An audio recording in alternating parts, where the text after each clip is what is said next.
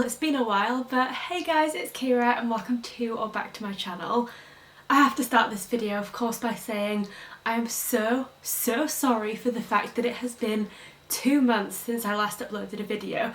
Almost to the day actually, because the last video I filmed was about my birthday, so it was around the 21st of May, and then today is actually the 21st of July. So 2 whole months have passed, and all I can say is that that hiatus was completely unintentional. I don't really know where it came from or what happened, but all I can really say is that after I filmed that birthday video, I would sit down just like I am now every single week and try to start a vlog, and every time I would, it would just feel like there was this like intense block or like creative burnout in my head where I just couldn't make content in a way that felt right. Like it just didn't seem to be happening for me, and that was not only a very weird feeling but also like quite distressing, because I have had this channel now for a good couple of years, and every single week since I've started this channel I have created at least one video, if not more, and uploaded it every single week. And so to suddenly be in this position where I felt like I couldn't make videos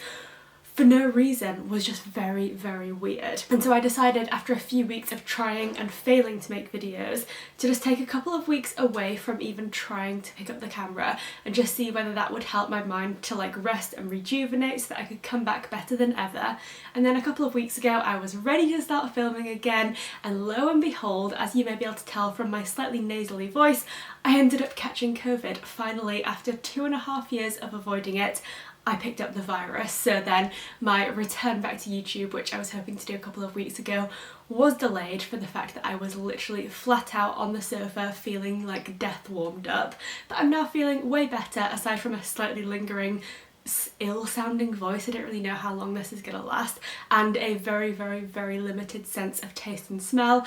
I'm feeling back to myself and super excited to be back with a YouTube video finally. So welcome back to the channel, welcome back to myself, because I feel like I'm new at this now because it's been so long, but I'm excited to be back. And I thought, what better way to start off the channel again than with a classic weekly vlog and a bit of a catch up with a cup of tea. I'm currently on my lunch break from work, although lunch breaks have been less exciting over the last couple of weeks because, like I said, I can hardly taste anything. I feel like my nose is wearing earmuffs, so I can hardly smell anything, and therefore my taste is seriously limited. So I'm getting like very little bits of like sweet or salty or sour, but I'm not really picking up any depth of flavour at the moment. So I'm just eating really basic, boring things because there's no point wasting time or money or energy on food that I can't even eat properly. So I've just had some toast and I've got myself a cup of tea, and I'm ready to catch you up on what I've been doing, aside from catching COVID, of course. So when I last spoke to you, I was in the midst of half marathon training, and that is still going on, and I'm really loving it. I'm now only about 7 or 8 weeks out from the half marathon, and I've now run 12 miles total, so I'm almost there. I've only got to add 1.1 miles onto my distance, and then I'm at the half marathon distance, and I'm loving the training. I'm feeling slightly apprehensive though, because obviously, having had COVID, I've taken like a week or so away from running because I was literally in no fit state to be running, let alone, half marathon training. So I took a couple of weeks off of running, and I'm now just very nervous that I'm going to have lost loads of fitness, but I'm just going to have to hope for the best and use the next 8 weeks to my advantage to be in as fit of a position as possible by the 11th of September. So running has been taking up a lot of my spare time, and aside from that, I've also been getting really into crime dramas. I started watching Broadchurch, which is a drama that was on ITV in the UK a few years ago, and I am loving it. I'm just such a fan of like British crime dramas. I just think they're so well done. They're usually really high production value. They're like dramatic without being melodramatic, and I am loving this one because it has Olivia Colman and Jodie Whittaker and David Tennant, so the cast is incredible, and I absolutely loved season 1. So I've finished season 1 now, ready to move on to season 2. And the other thing that has been taking up a lot of my watching time was Stranger Things. Finished season 4, and oh my god, incredible. I will say no more in case of anyone who hasn't seen it yet, but wow is all I can say.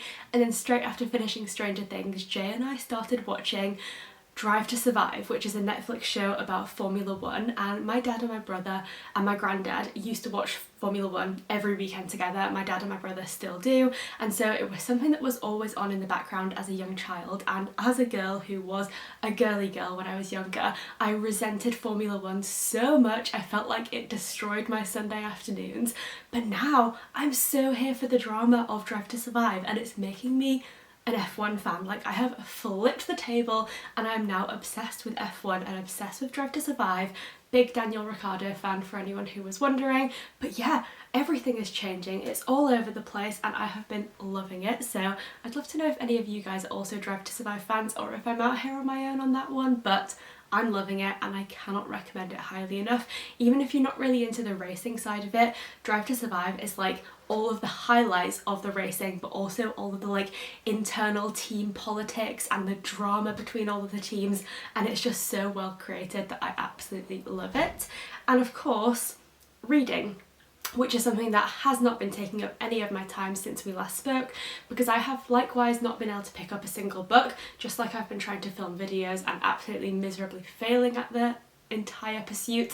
I've also not been able to read a single book. I've tried and failed, but I'm kind of hoping that my rejuvenated sense of creativity and being back on YouTube will also kind of help me to get back into reading. So with that in mind, I've selected quite a few books and I have no idea which I'm going to start with. Two very opposite ends of the spectrum, but I'm feeling either very light-hearted romance or spooky thriller, because I think the crime drama in my mind that I'm really enjoying is making me want to read some thrillers and crime books as well. So we'll start with the romances because I have two new releases that I'm very excited about. The first one being An Island Wedding by Jenny Colgan. Now, Jenny Colgan has written two other island books I'm obsessed with, which are An Island Christmas and Christmas at the Island Hotel. I love them both so much.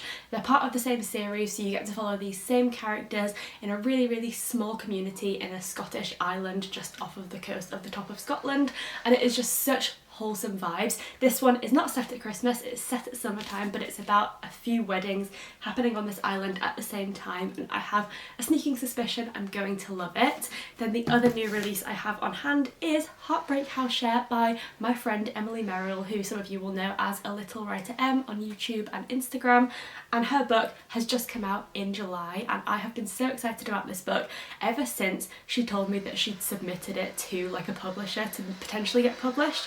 So I'm super excited that I finally got a copy in my hands, and also I'm mentioned in the acknowledgements of this book, which just makes me even more excited to read it. So we have those very light-hearted romances, and then we have some darker thrillers and more spooky type of books on the agenda, two of which I'm very excited about. So we have The House Uptown, which I'll read you the blurb of because it sounds very exciting. After the sudden death of her mother, Ava finds herself headed across country to live with her artist grandmother, but does Lane have room in her heart for a teenage girl? As time passes, Ava senses that something is very wrong in her grandmother's house. Why was Lane estranged from Ava's mother, and is she now losing her mind? Or could the problem lie with her assistant Oliver? As destructive tensions re-emerge, can the three of them maintain their fragile status quo? I feel like that sounds quite interesting, very like character driven, but I feel like it has the potential to be quite spooky and interesting as well. And then we also have The End of Alice by A.M. Holmes, and this one says, a child killer writes to a 19-year-old woman. He's serving his 23rd year in prison. She, under the guise of a seemingly sweet and bland persona, is intent on seducing a young neighbourhood boy. Teetering on the knife edge between the American dream and the American nightmare, The End of Alice unpicks the darkness of inconceivable desire and the destruction and horror left in its wake. If that doesn't sound like an interesting read, I don't know what does. And then I have been told off for referring to these as thrillers before, so I do apologise because I don't know exactly what genre they fit into, but I have two Celeste Ng books, and they are Everything I Never Told You and Little Fires Everywhere, both of which have been on my shelves for far too long, and I'm thinking that I might get into them now because Little Fires Everywhere I know has been turned into a TV adaptation, and I feel like it's not quite like Broadchurch, but similar in the sense that it is like small town community vibes with some things going wrong that creates a bit of drama in the situation. So dramatic without being melodramatic is the vibe that I've gotten from this book. So I'm kind of talking myself into starting this one first because I really do feel like Broadchurch is giving me all of the vibes that I want right now, and I would love a book that gives me the same vibes but in reading format. So there we have it. I'm back, I'm recovering from COVID, and I'm feeling better than ever, so thank you so much if you've stuck around for this long. I can only apologise for my very, very unplanned hiatus and just say that I really, really hope that that never happens again. I'm going to do everything I can to make sure that I'm back for good this time. So cheers to that. It's Thursday lunchtime, as I mentioned, so I'm going to get back to the rest of my workday and catch up with you this evening when my weekend officially starts.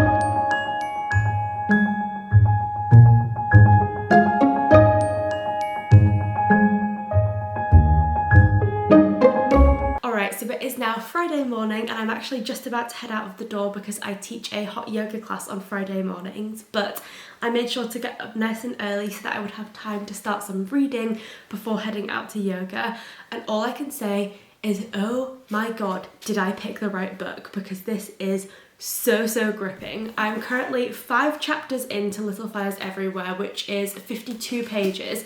And already I do not want to put this book down, and if I didn't have to go out and teach yoga right now, I would absolutely be staying right here on the sofa and reading way more of this book, because it is exactly what I was looking for. And I can't tell you how relieved that makes me, because for the last couple of months I haven't been able to get past like chapter 1 of any book, and so to be able to just like dive right into this novel and love it immediately is just such a relieving feeling, and I'm really enjoying it. I think I'm right in the sense that it's probably not a thriller, so whoever told me that I was wrong about it being a thriller before was definitely correct, but it's a very difficult book to describe in terms of where the genre is, because it starts with the revelation that there has been a fire that's an assumed arson attack on the family house of this main family that the book focuses on. So there is a creepy criminal element, which obviously I think is what made me think it was a thriller, but actually in reality what I'm reading so far, it feels much more like a family small town drama. And so there are like lots of different characters that we're currently focusing on. We have the Richardson family, who are this like very wealthy family living in a perfect small town and kind of living up to all of the expectations of what you'd expect from this like perfect family unit. And then they have a rental home that they've just rented out to a single mother and her daughter, and then those two characters kind of become intertwined with the family's lives. So we've got 2 parents, I think 4 children, and then a mum and a daughter as well. So lots and lots of different characters that we're focusing on, and they're each kind of like having their own different elements of drama and their own kind of like complications. And then gradually, because all of these lives are so intertwined, I think there's going to be like a snowballing effect as this drama kind of like accumulates into something more dramatic. But I'm really liking it because there are so many different elements, but each of those elements kind of like adds to the overall like tapestry of the novel. So I'm really liking it, and it's giving me very similar vibes to The Most Fun We Ever Had by Claire Lombardo, which is a similar family-based novel where we have mum and a dad and then their 4 grown-up children, and they again seem like this picture perfect family, but each of them have their own very like complicated situations going on that even their own family members don't know about, and then gradually that kind of gets revealed as the book goes on, and this like seemingly perfect situation suddenly has like loads of cracks in the surface, and it's kind of only a matter of time before things just explode. So I loved that book, and although I'm only 5 chapters in, this book is giving me very similar vibes in terms of how drama is being explored and how this like family unit is being presented almost too perfectly, to the point where obviously we know that something dramatic has happened already, and it's kind of like foreshadowing and leading up to that event. So I can't wait to read more, and I'll definitely be doing some more reading when I'm back later. Other thing on the agenda today, aside from teaching yoga, is I'm actually going to meet Lucy, who some of you might know from her channel Crescent Pages, for coffee, because she's up in York for the week, and I'm going to go meet her for coffee. So that's the plan for the day, but first things first, I have to go and teach hot yoga.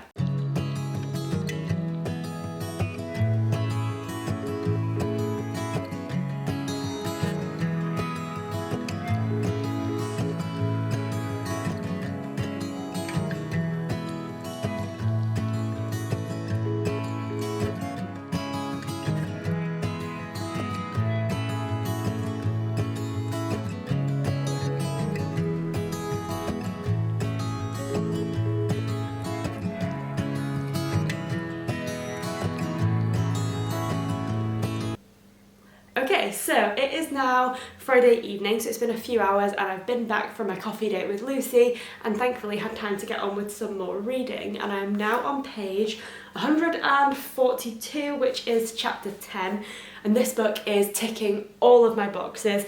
I'm so glad to be reading it, and I think the thing that is making this book shine for me is the fact that it has plenty of intrigue and plenty of mystery. So it's definitely a page turner, but it has such strong character portrayals, and the different characters, and more importantly their complicated relationships with each other, is just such a strong part of this book. And so although the plot points are interesting, I think the characters are where the strength is, and that is for me, I think, something that is found in all of my favourite books, like regardless of how many genres I like, because I think a lot of my favourite books are in quite a varied range of genres, but one thing that is such a like common feature in my favourite books is those super strong, complicated relationships, and I love seeing that unfold, especially in a book like this where there are like complicated family dynamics, because I just think that's so interesting to read about, and it has just gotten an even more interesting layer of intrigue now into the story, because the part that I've just read is now touching on the theme of adoption,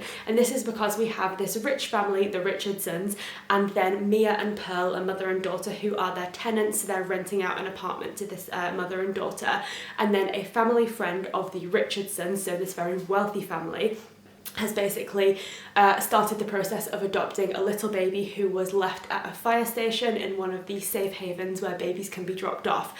And the Richardsons and the people who are obviously adopting this baby are viewing it simply as like a better life for the child, and basically just viewing it as like a picturesque happy ending story, and not really accounting for the fact that this was a baby who has gone through so much trauma at an early point in its life.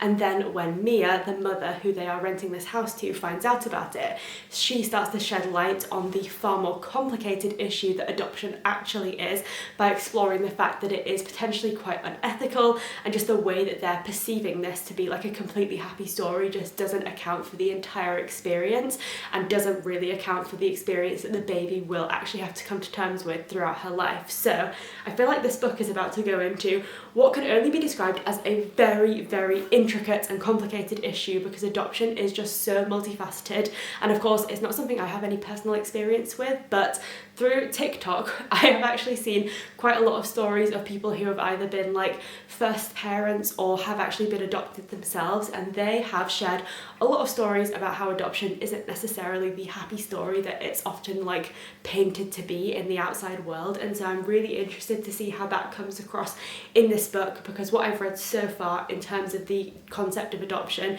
it seems to definitely be doing justice to exploring the topic in a more nuanced way, and so I'm very excited to read more and see like how the plot unfolds. So it's Friday evening, and on account of being super cool. I'm basically going to be sitting in, maybe watching a little bit more Drive to Survive, having some snacks and finishing off with some more reading before heading to bed. Definitely not going to finish the book this evening, but I'm hoping to maybe make it to page 200 before calling it a night.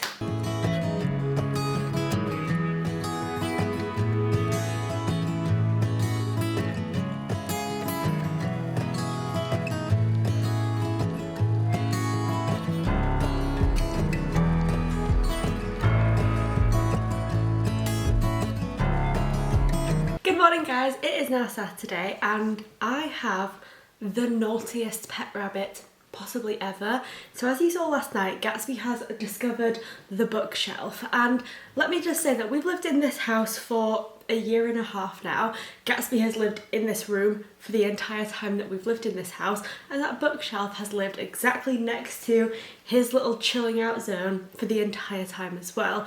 But for some reason, he literally just discovered it this week and decided to start sitting on the bookshelf.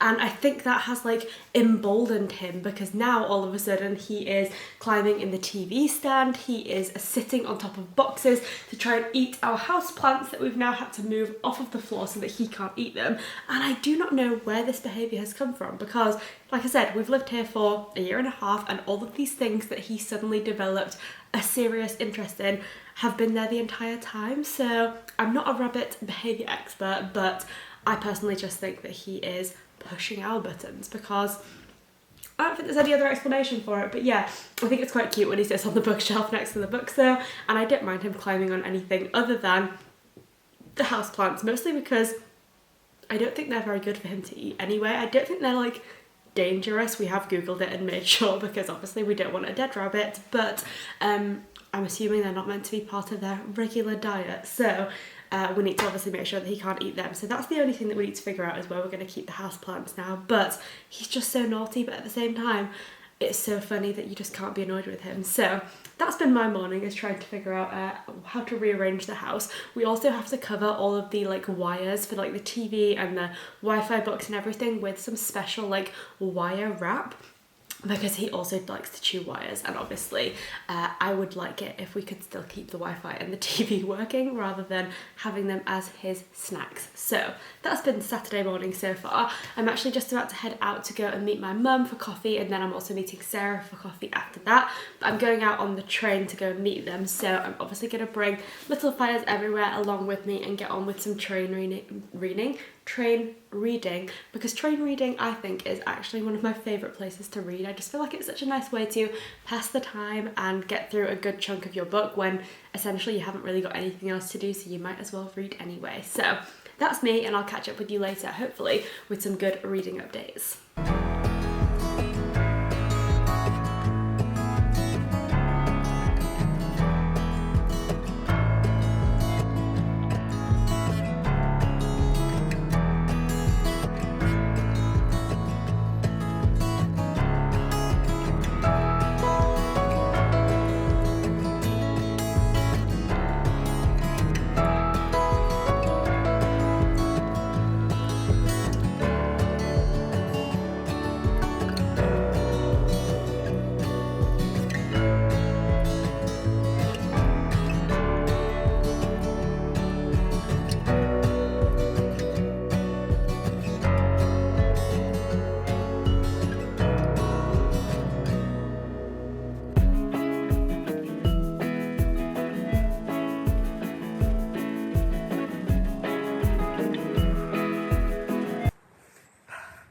So it's Sunday morning and I have just gone out for a run. I was hoping to do about 4 miles, but I ended up cutting it at, God, there is so much litter here, that's disgusting.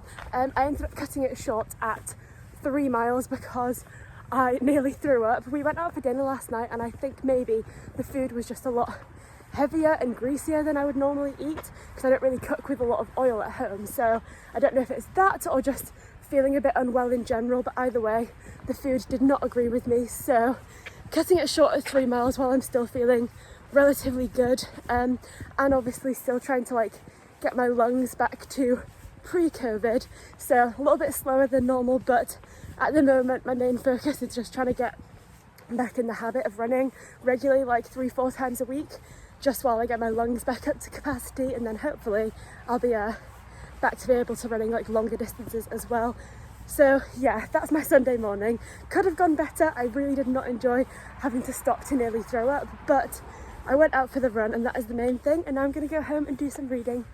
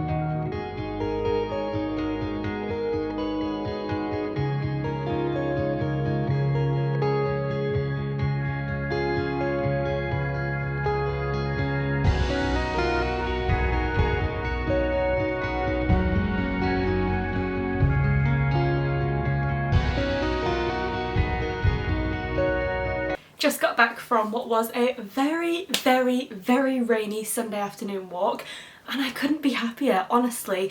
I don't want to prematurely wish away the summer, but I have to say, earlier this week on Monday and Tuesday, we had the two hottest, I think, ever days in history in England. It reached up to like 40 degrees Celsius here, which is just a temperature that we never ever get, and I can quite happily say that I never want this country to be that hot ever again. Unfortunately, due to climate change, it probably will reach that temperature year on year, but I did not enjoy it. I think my like prime summer temperature is like 22 degrees Celsius, where it's like warm, but it's not blisteringly hot. But that is besides the point. It was blisteringly hot earlier this week, and so the fact that we now have much cooler weather and rain is just absolutely wonderful. So I am very much like wishing it to be autumn, because each year that comes round I feel so excited for spring and for autumn. They're obviously both very different, but I feel like have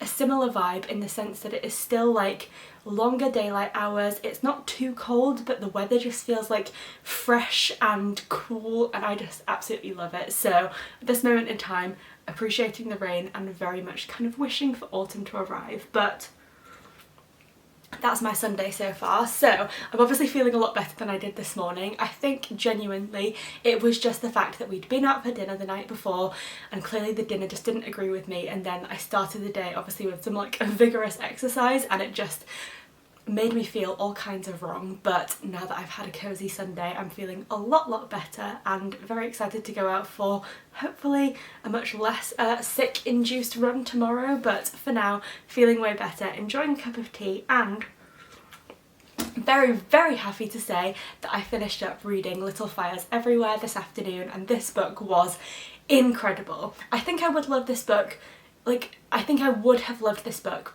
reading it at any time. It's obviously been on my shelves for ages and I just haven't gotten around to it, but I'm fairly certain this book is just the type of book that I would enjoy every time I read it, and it just seems like such an interesting read. I loved all of the characters, or rather I didn't love all of the characters, but I loved learning about them and learning about like their mindsets and their worldviews and the different ways that they interacted with each other, and I just thought it was an incredibly well written book. However, I am so immensely glad that I hadn't read it until now, because although I'm convinced I would have enjoyed it at any point I picked it up, I think this is exactly the kind of book that I was just desperately needing to just drag me out of my reading slump, because I adored this book. Obviously I read it in just about 4 days. I started it on Thursday and it is now Sunday and I finished it, and it was incredible from start to finish, and I obviously ended up giving this book 5 stars. I just think it was so good, and also just like dealt with so many interesting topics in an incredibly nuanced way. So obviously adoption ended up being one of the main themes of this novel, and particularly the custody battle between potential adoptive parents and then the biological mother of a baby who had chosen to give her up but then had regretted her decision now that she was in a better financial state and had better mental health, and she realised that the decision she made was one that she regretted. And so it was a very complicated topic, and I think what was so good about this book and what Celeste Ng did so incredibly well was that no character was the villain. You could obviously empathise with one of the two parties more than the other, and I personally really empathised with Phoebe, who was the biological mother of this baby, because you could just see that societal views were not on her side, and you know, she had been through so much and was just really struggling, and there were so few people who were willing to like stand up for her and her rights, and so I personally empathised more so with her.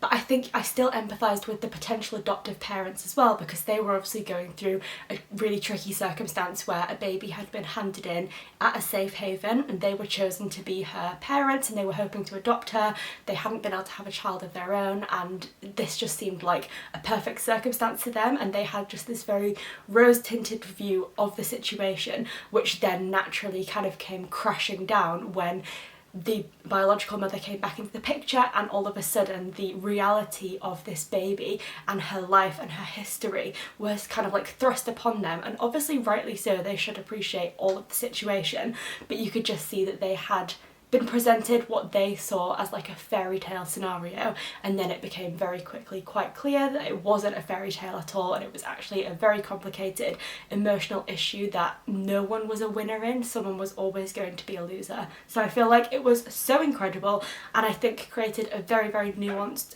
portrayal of adoption, and the fact that it is not like a simple issue, and it's not a fairy tale, it's not a happy story where parents who couldn't have biological children just get a child and everything is happy.